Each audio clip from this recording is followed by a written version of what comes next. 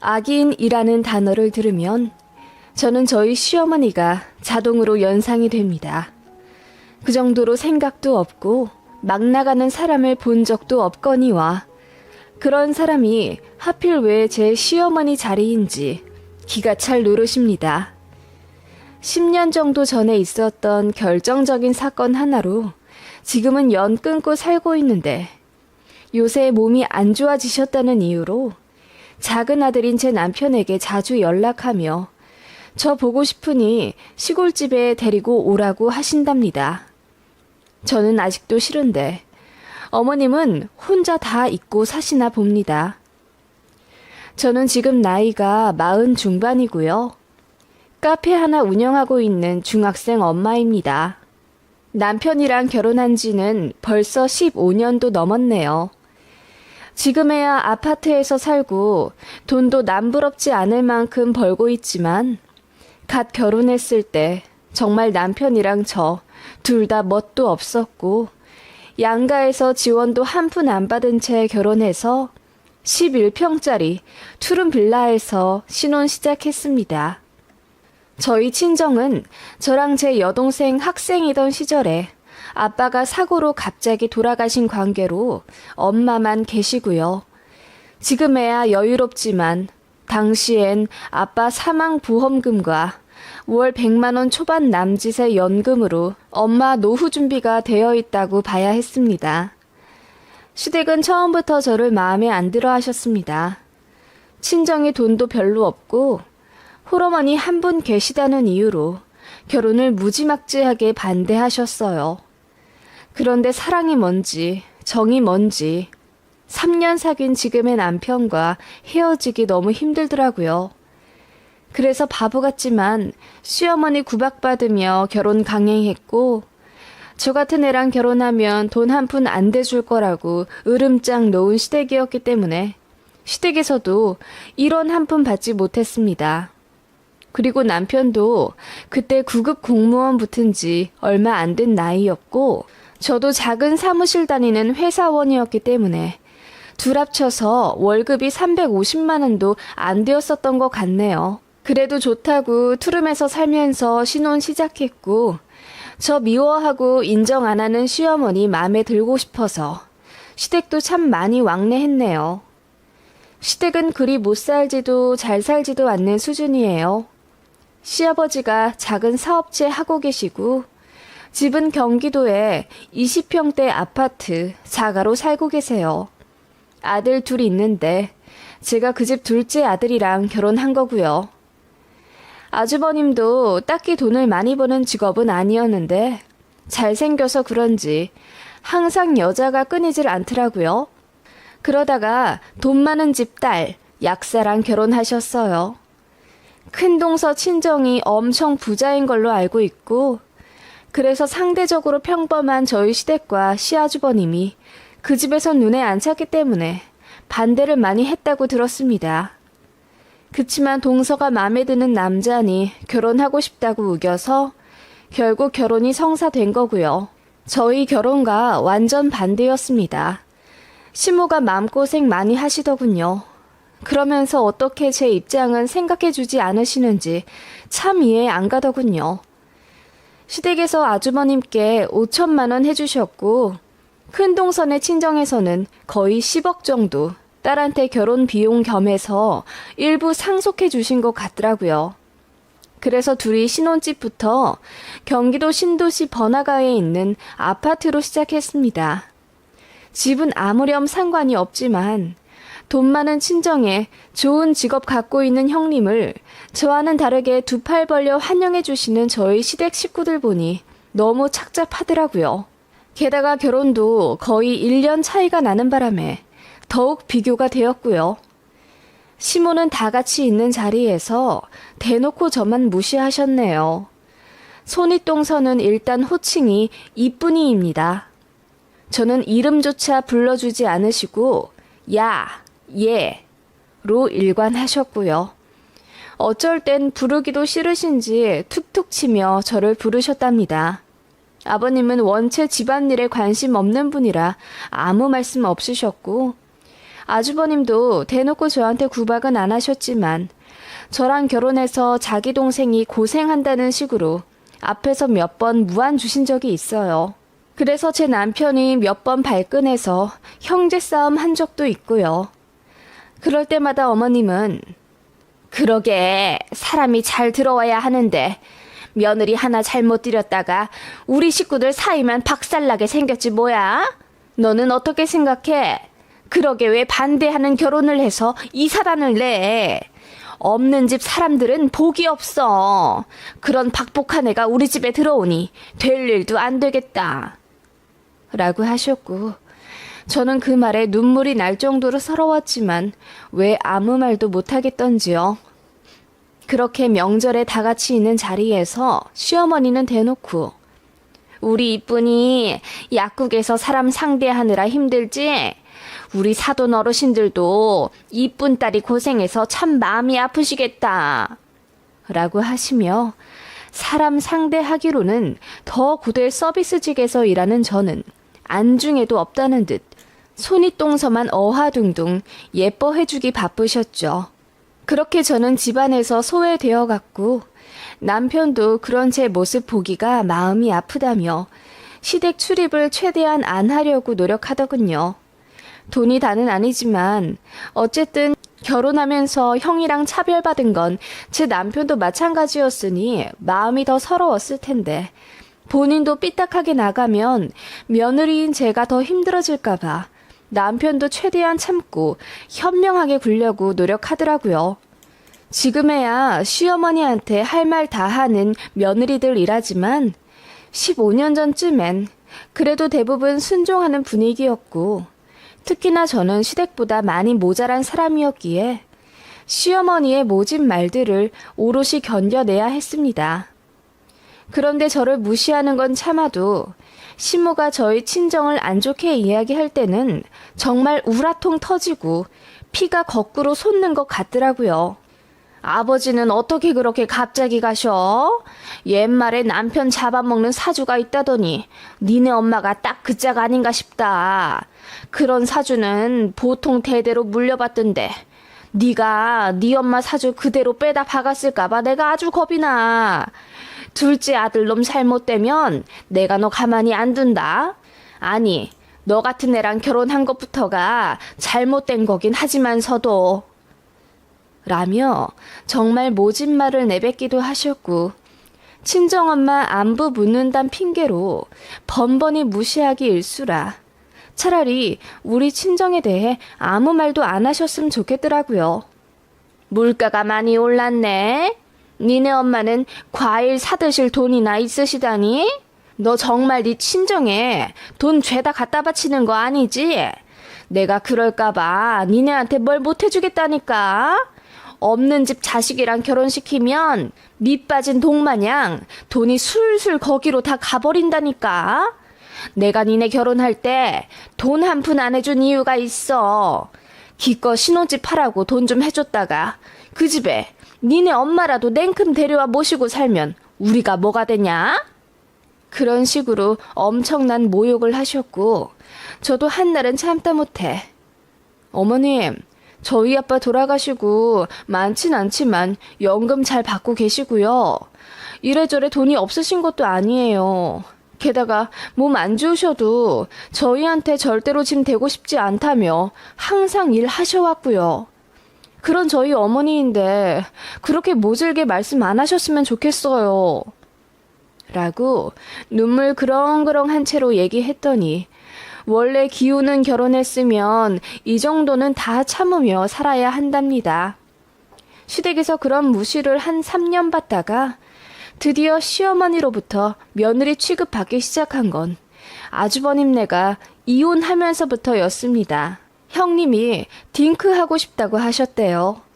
시어머니는 며느리의 모든 점이 다 좋았지만 애를 갖지 않는다는 큰 며느리의 발언에 참지 못하고 길길이 날뛰며 화를 내셨고 그 일을 기점으로 형님과 시어머니와의 고부 갈등이 시작되었습니다. 저희는 제대로 된 집 살 때까지 아이를 갖지 않겠다는 계획이었지만 형님네는 의도적인 피임이었다는 사실을 알게 된 시어머니가 극대노하시며 이쁜이로 부르던 큰며느리 호칭을 야로 바꿔 부른 그날, 형님은 시댁에 이혼 서류를 던지셨어요. 그러자 돈 많은 며느리 놓치기 싫어 안달나던 저희 시댁은 나중엔 처가에서 받은 집이라도 어떻게 건지고 싶어 이혼 사유가 큰동서에게 있는 것처럼 꾸미더군요. 저더러 형님이 전화로 남자랑 통화하는 거 본 척 해줄 수 있냐며 거짓 증언 해달라는 요구도 하시길래 제가 싫다고 했습니다. 그런 식으로 저희 시댁이 치사하게 굴자 돈 많은 큰동서 친정에서 바로 빵빵한 변호사들 모아 이혼 소송 걸었고, 형님은 정신적 피해 보상 운운하며 위자료도 최대치로 받았고 아파트도 다 가져가더군요. 결국 돈만 탈탈 털린 채 이혼남 되어 돌아온 아주버님이었고, 시부모님은 억울해 못 살겠다며 머리 싸매고 며칠을 알아 누우시더군요. 그러더니 이젠 저밖에 없다며 납비까지 화사하게 바뀌어서는 드디어 절 며느리 취급해 주신 거죠. 그리고 저한테도 막대했다가 작은 아들까지 이혼 당할지도 모른다는 위기감 때문인지 말조심, 행동조심 최대한 하려 노력하시더군요. 솔직히 그래봤자 앞에서 하던 욕, 뒤에서 한다는 차이밖에 없었지만요. 그렇게 사건도 많고 사정도 많은 제 결혼 초반의 시댁 스토리였습니다. 아주버님은 이혼에 대한 충격으로 해외 나가 살겠다며 동남아로 가 사업을 하셨고, 한국에 남은 자식이라고는 제 남편 하나뿐인 시댁이라 저희마저 없으면 못 산다며 왕래를 강요하시더군요. 게다가 저희가 아이를 낳자 더욱 집착하기 시작하셨습니다. 그리고 착실하게 돈 모으다 청약 당첨되어 시댁이랑 거리가 먼 지역의 아파트로 이사를 가게 되었는데, 시어머니가 눈물까지 찔끔 울기까지 하며 서운하다고 하시더군요. 이제 이사 가면 더 자주 못 볼 것 아니냐. 아쉬워서 어떡하냐. 그래도 자주 와야 해. 알았지? 라고 하시더군요. 언제는 없는 집에서 시집와 반대하는 결혼 꾸역꾸역하고 시댁 들어온다며 얼굴만 봐도 부하가 치밀어 올라 보기 싫다고 하던 시어머니가 과거 모진 구박은 혼자 다 잊어버렸는지 참 뻔뻔도 하다 싶더군요. 솔직히 저는 시어머니로부터 상처를 너무 많이 받았기 때문에 더 이상 인정받고 싶은 생각도 없어졌고, 아이 낳고 나서는 더더욱 시댁이 부질없다고 느꼈어요. 게다가 이사가서 아이 낳고 키우며 새롭게 펼쳐진 환경에 즐거운 적응을 하기 바빴고, 이사 이듬해에는 작은 카페를 하나 인수해 성장시키는 데 재미가 들렸습니다. 그리고 일이 한번 풀리면 술술 풀린다더니 저희 친정에도 좋은 일이 연거푸 일어났습니다.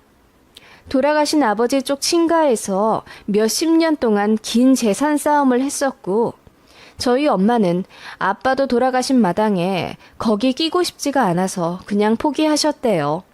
그러나 마침내 법적으로 저희 아버지 쪽에도 상속권이 인정되어 배우자인 저희 어머니가 받게 되셨어요. 그래서 7억 정도 되는 산을 엄마가 받게 되셨습니다. 게다가 제 여동생도 회사 다니며 뒤로 몰래 준비하던 자격증 시험이 붙어서 전문직으로 이직했습니다. 그리고 거기서 너무도 좋은 남자를 만나 프로포즈를 받았죠. 얘기 들어보니 서울 역세권에 10층짜리 빌딩이 있는 건물주 아들이더라고요. 게다가 직접 만나본 제보될 사람은 참 세심하고 착한 선한 사람이더군요. 그런 사람이 제 여동생을 너무나 사랑해주고 심지어 저희 엄마까지 살뜰하게 챙겨주며 같이 여행도 다니는 걸 보니 눈물이 날 만큼 고맙더군요. 제가 시모 때문에 스트레스 받는 걸 잘 아시는 제 친정엄마도 제가 예전보다 한결 나아진 상황이라는 것에 안도하고 저희 자매 모두 행복하게 일 잘 풀려가는 것에 감사한 나날이라며 감격해 하셨습니다. 시댁도 어쩌다가 그런 상황을 다 알게 되셨어요. 사실 아주버님이 이혼한 이후로 시댁에서 저희한테 엄청 집착하시며 본인들이 모르는 일은 하나도 없어야 한다고 굉장히 꼬치꼬치 물으시는 편이었어요. 그래서 제가 친정엄마 재산 상속 문제로 관공서 왔다 갔다 하는 걸 이상하게 생각하신 시어머니가 무슨 일이냐고 물어보시길래 사실대로 이야기했더니 뭐라고? 7억짜리 산? 세상에 안사돈 정말 횡재 맞으셨네. 배우자 죽고 그런 상속 받기 쉽지 않을 텐데. 라고 하시며 입을 다물지 못하시더군요. 그러더니 흥분된 마음을 숨기지 못하고 네가 장녀니까 그거 다 물려받는 거지? 여동생은 아직 결혼도 안 했다며? 라고 묻길래 제가 장녀이든 뭐든 상관없이 혹시 물려받게 되면 반반이죠. 그리고 그거 물려받고 싶단 생각까진 해본 적이 없어요. 엄마 아직 창창하신데 그거 팔아서 남은 생이라도 여유롭게 사신다면 저는 대찬성이에요. 지금까지 혹시 모른다는 이유로 돈 정말 많이 아끼며 사셨거든요. 라고 했더니 시어머니가 저더러 야물딱지지 못한다고 하더군요. 재산 앞에서는 엄마도 언니도 중요하지 않게 될 거라며 재산 싸움은 필수라고 일장연설을 하시는데 정말 듣기가 싫었습니다. 게다가 왜 시어머니가 나서서 저희 친정엄마 재산에 대해 왈가왈부 하시는지 선 넘는다고 생각했지요. 한동안 저희 친정에 대해 말조심하던 시모가 제 말대꾸 아닌 말대꾸에 기분이 나쁘셨는지 오랜만에 트집을 잡으려 시동을 거시더군요. 그나저나 사돈 처녀는 아직도 시집을 안 갔어? 아무리 너보다 어린 동생이라지만 그래도 나이가 차지 않았어? 이직 준비했는데 잘 돼서 일하고 있어요. 그리고 사귀는 사람 있고 내년 초에 결혼 얘기하더라고요. 이직을 했어? 어디로? 원래 무슨 회사 다닌다고 하지 않았어? 별 볼 일 없는. 그 말에 저는 예전 순진하던 새댁 시절 시어머니로부터 무방비로 무시받았던 예전이 생각나 부글부글 하더군요. 전문직이에요.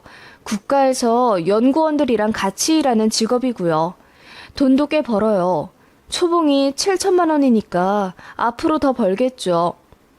그러냐? 잘 됐네. 안사돈이 행복하시겠네. 라고 말씀은 하셨지만 어쩐지 표정이 구려 보이시는 시어머니였습니다. 뭔가 꼬투리 잡지 못해 찝찝하던 얼굴의 시어머니는 이내 제 여동생 이야기를 하며 결혼을 한다고? 어떤 남잔데? 사돈 처녀가 직업이 더 좋아졌으니 더 괜찮은 사람일라나? 그런데 홀어머니 있는 집 딸은 보통 시댁에서 환영하지를 않아. 그건 아들 가진 입장에서 당연할 거다. 아마 만난다는 그 남자 집에서도 사돈 처녀 별로 좋아하지를 않을 거야. 라고 하길래 제가 웃으며 아니요. 그 집에서 제 동생 엄청 좋아하는데요. 그리고 자기 아들더러 제 동생 놓치지 말라고 결혼 재촉하는 걸 겨우 내년 초로 미룬 거예요. 저희 집 사정 다 아시고요. 제부될 사람이 저희 엄마 엄청 챙겨요. 물론 우리 그이도 저희 엄마한테 살갑게 잘하긴 하지만 제부될 사람은 정말 아들처럼 잘 해드리더라고요. 라고 했더니 시어머니 얼굴이 불그락 푸르락 난리도 아니었습니다. 제가 내뱉는 말마다 약올라 미치겠는지 표정 관리가 좀처럼 안 되시더군요. 그래? 뭐 그럼 잘 됐구나. 근데 그 집도 별 볼 일은 없나 봐. 너희 친정이 그렇게 잘 사는 것도 아닌데 그 정도로 환영해주는 걸 보면 네 친정보다도 못한 집 아니냐? 여동생 시집 잘 보내야지. 결혼에 훈수 좀 두지 그래? 제가 훈수 둘 일 뭐가 있어요. 제 여동생이 저보다 똑똑하고 앞가림 잘해서 걱정할 일 없어요. 제부될 사람 엄청 부자예요. 역세권 건물주 아들이더라고요. 그리고 제 여동생이 저 결혼하고 시댁에서 맘고생했다는 거 잘 알고 있어서 시부모 될 사람 잘 판단하고 결혼하고 싶다고 얘기 많이 하더라고요. 결혼 후 처음이었습니다. 시어머니한테 대놓고 하고 싶은 말 한 건 말이에요. 시어머니가 얼떨떨한 표정으로 본인 귀를 의심하는 것 같더라고요. 이렇게나 쉽고 시원한 일, 뭐가 그렇게 어렵고 대단한 시댁이라고 쩔쩔매며 할 말 못하고 살았는지 후회되는 순간이었습니다. 시모는 그렇게 잠시 말을 더듬으며 할 말을 찾는가 싶더니 제 예비 제부가 건물주 아들이라는 소식이 꽤나 흥미로웠는지 이것저것 묻더라고요. 얼마나 잘 사는지, 집은 어떻게 해줄 건지, 뭐 그런 자세한 것들 전부 다요. 그래서 저도 그냥 모르겠다고 하고 말을 줄였더니 더 애가 타는 모습이었습니다. 솔직히 사돈처녀 결혼하는데 왜 그렇게까지 관심을 두나 싶었죠. 그런데 시모는 그날로 끝이 아니라 그 이후로도 틈만 나면 제 여동생에 관해 물었고 헤어지진 않았냐, 잘 만나고 있냐, 결혼 날짜 정했냐 계속 묻더라고요. 그래서 거진 잘 모르겠다로 일관했더니 동생 결혼에 그렇게 관심이 없냐 버럭 화까지 내시더군요. 사실 제가 왜 모르겠어요. 지나치게 관심 두는 시모가 부담스러워 그냥 모르겠다고 변명한 건데요. 혹시 너희 안사돈도 이렇게 둘째 딸 결혼에 관심 없으시니? 신혼집은 어떻게 받는지, 전세인지 매매인지, 공동명의로 해주는지, 그 집 외아들이라면서 나중에 재산은 어떻게 할 건지 그런 것 좀 안 물어보셨대? 너는 왜 애가 이렇게 굶뜨니? 그런 거에 입속 챙길 줄도 알아야지. 그리고 동생이 부잣집이랑 결혼한다면 너희 친정에서도 정성껏 결혼 준비를 좀 해야 하지 않겠어? 그냥 제 동생이 다 알아서 할 거예요. 그리고 결혼이 무슨 사업도 아니고 공동명이며 나중에 재산까지 왜 벌써 알아두어야 하나요? 아파트 받는 거면 제부될 사람 집에서 알아서 해주겠죠. 이렇게 무디다니가 안사돈도 저번에 보니까 순하시더만. 사돈처녀 상견례 때 잘 좀 하실라나 몰라? 어이가 없더라고요. 사돈네 상견례를 시모가 왜 상관하는지. 그렇게 한 반년 되도록 시어머니는 툭하면 제 여동생 결혼 진행 상황에 대해 물으셨고 저는 대강대강 대답했습니다. 신혼집에 엄청 관심 가져야 하길래 그냥 모른다고 했습니다만 사실 제 여동생은 서울에 인접한 신도시 신축 아파트에서 신혼을 시작하게 되었어요. 시아버지 명의 아파트였는데 결혼하면서 아들내 넘겨주는 거라고 하시더군요. 그런데 시어머니한테 말씀드리면 또 하나부터 열까지 선 넘어가며 간섭할까봐 얘기 안 했습니다. 그렇게 제 여동생은 결혼 준비 잘 해갖고 상견례도 잡혀 저랑 제 남편 그리고 아이까지 깔끔한 옷을 샀죠. 그러다 시모가 무슨 날 시댁에 오라고 하시길래 제 여동생 상견례 날이라 못 간다고 했더니 뭐? 상견례가 잡혀? 아니 날은 정해졌고? 이렇게나 일찍? 내년 초에 한다면서? 네, 그 집에서 결혼할 거면 올해 넘기지 말고 하자고 했대요. 아니 상견례도 잡혔는데 왜 나한테 얘기를 안 해? 네?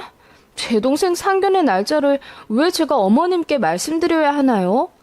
아니 내가 아무리 생각해도 안사돈 혼자 상견례 가시는 게 불안하더라고. 남편도 없이 혼자 앉아있으면 외롭지 않을까 싶기도 하고. 네? 뭐 외롭기야 하시겠죠. 아버지가 돌아가셨으니까 걱정해 주시는 건 감사합니다. 그래서 말인데 내가 좀 같이 갈까 했거든. 네? 어머님이 어디를요? 너무 황당해서 제 귀를 의심했습니다. 시어머니는 이어 내가 좀 가서 이 얘기 저 얘기 해야 사돈처녀 결혼할 때 야무지게 챙기지 않겠어? 지금 봐. 너나 안사돈이나 물러 터져가지고. 아니 말이 잘못 나왔네. 아무튼 둘 다 너무 순해가지고 집도 하나 제대로 못 받고 결혼 시작할까봐 그렇지. 잘 산다며 결혼할 남자 집이. 그럼 챙길 건 좀 챙기고 해야지. 그런 말할 사람 솔직히 나밖에 더 있어? 라고 하시는데 제가 어이가 없어서 말도 안 나오더군요. 안사돈이랑 친하다고 하면서 가면 되지.